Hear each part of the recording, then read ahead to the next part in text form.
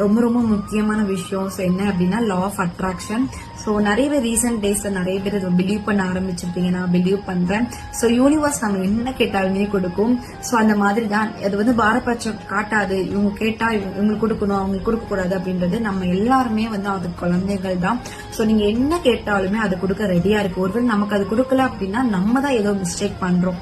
Because நம்ம negative தாட்ஸா இருக்கலாம். Because நம்ம ஒரு பாசிட்டிவ் தாட்ஸ் நம்ம நினைச்சிருப்போம், இது நடந்துரும் என் லைஃப்ல, நான் கண்டிப்பா அது எனக்கு நடக்கும் அப்படின்னு நினைப்பீங்க. கண்டிப்பா அது நடந்திருக்கும். ரொம்ப ஹாப்பியா ஃபீல் பண்ணிருப்பீங்க. சில விஷயங்கள் பயந்துகிட்டே பதறி போய் நடக்காது, இதெல்லாம் நமக்கா கிடைக்குமா அப்படின்னு நினைச்சிருப்போம். அது கண்டிப்பா நெகட்டிவா முடியும். பிகாஸ் நம்ம நெகட்டிவ் தாட்ஸ்.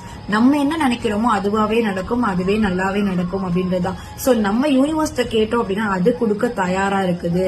சோ வந்து நமக்கு என்ன வேணும் அப்படின்றத நீங்க யூனிவர்ஸ்ட மட்டும் கேளுங்க. ரொம்ப பாசிட்டிவா இருங்க. கண்டிப்பா உங்க லைஃப்ல என்ன வேணும்னாலும் நடக்கதான் போகுது. சோ ரொம்ப ரொம்ப பாசிட்டிவா இருந்தீங்க அப்படின்னா